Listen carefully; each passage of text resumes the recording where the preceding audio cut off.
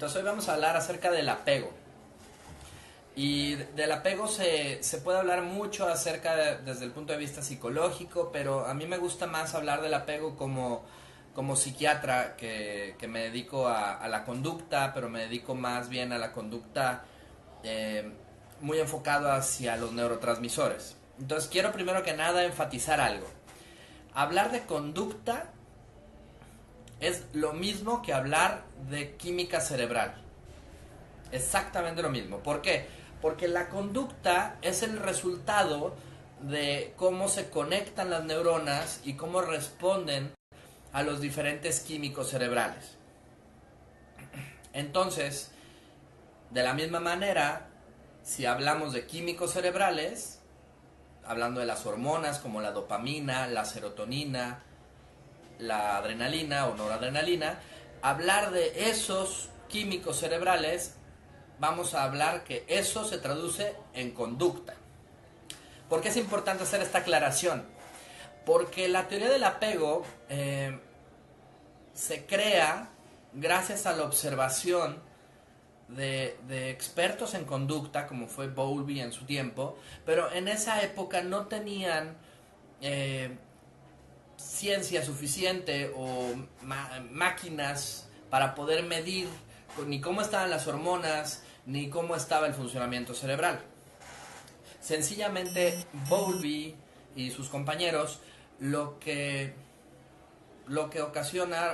vieron fue la reacción de la conducta de las mamás y la conducta de los niños.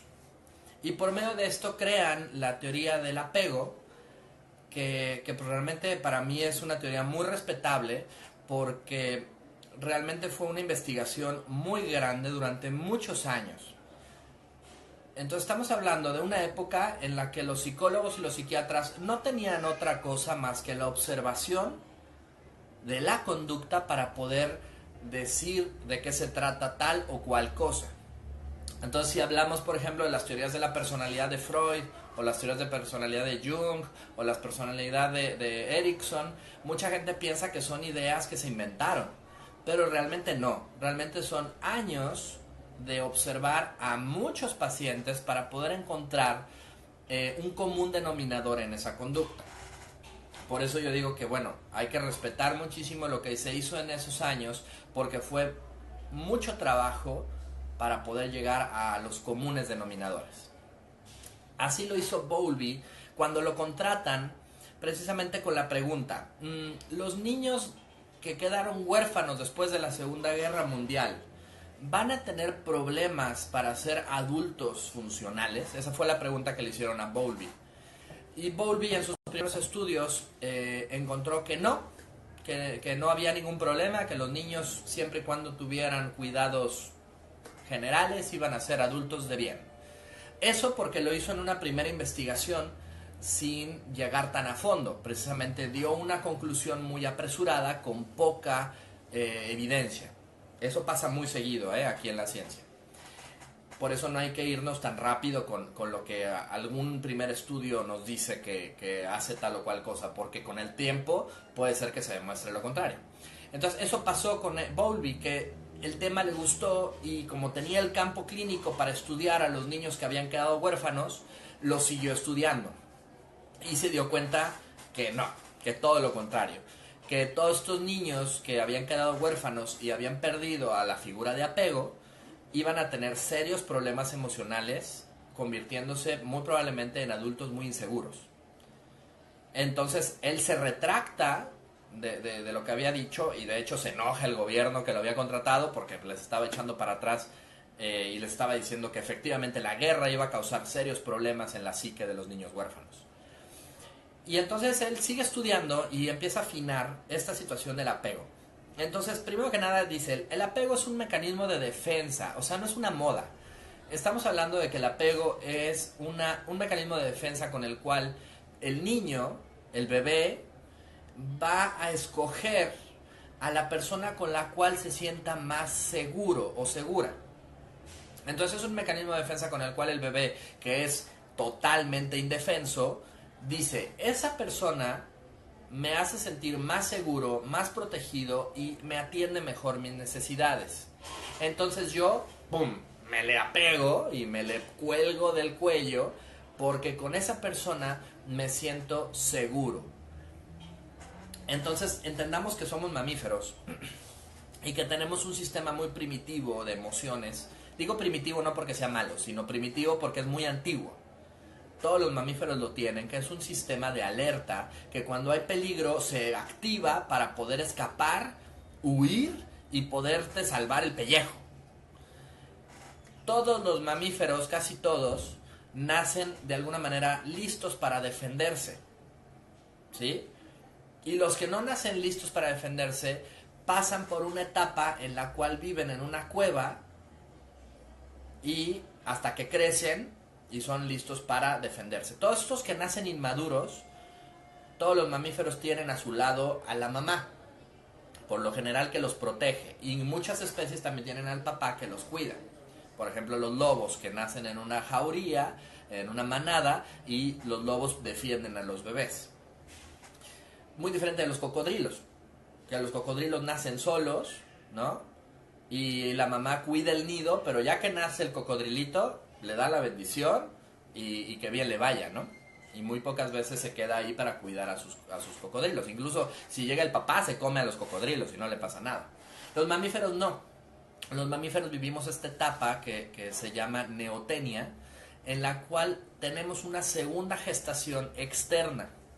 Mientras más larga sea la gestación del mamífero, más maduro sale para poderse defender rápidamente, como por ejemplo una gacela. La gacela nace y en unos minutos ya está lista para correr.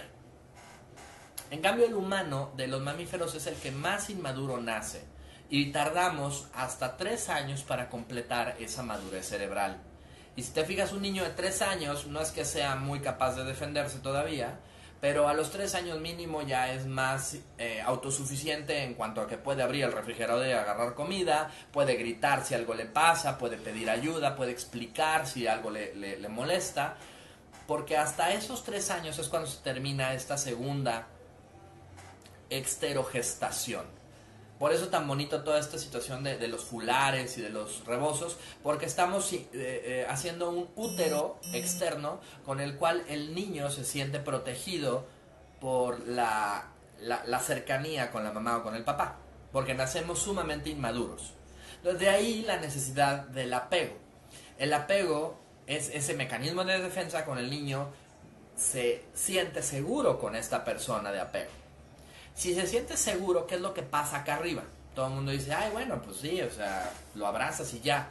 ¿Cuál es la diferencia con un niño que no se siente seguro y otro niño que sí se siente seguro porque tiene una figura de apego que lo protege? Ah, porque esto es importante. Si todas las personas que rodean al niño, al bebé, son realmente negligentes y no lo cuidan bien, el mecanismo de defensa escogerá a la mejor opción de todas esas figuras de apego.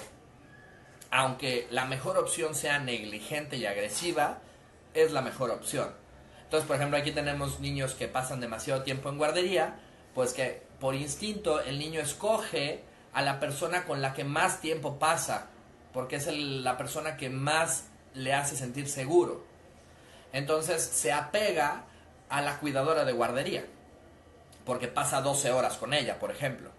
Llega la mamá y a pesar que la mamá pues le demuestre mucho amor y todo lo que quieran, realmente pasa menos horas con la mamá.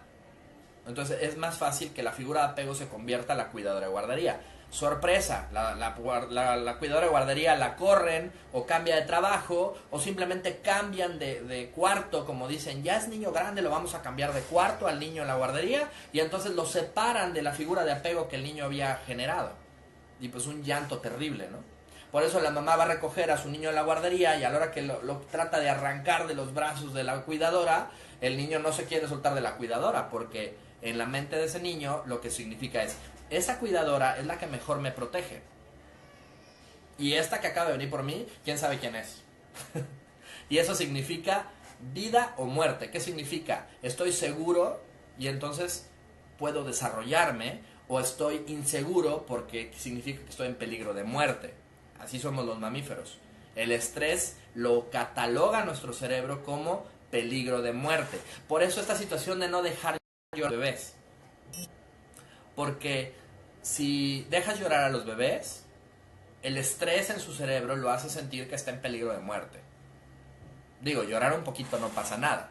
Pero si de repente el bebé está llore, llore, llore y llora todo el día, pues el bebé siente en su cerebro, siente, interpreta que está en peligro de muerte.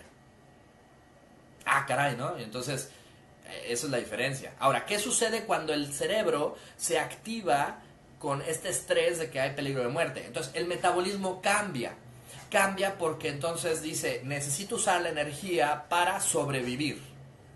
Entonces, todos los seres humanos que están en un estrés crónico se ponen, bueno, un estrés agudo, primero que nada se ponen más agresivos.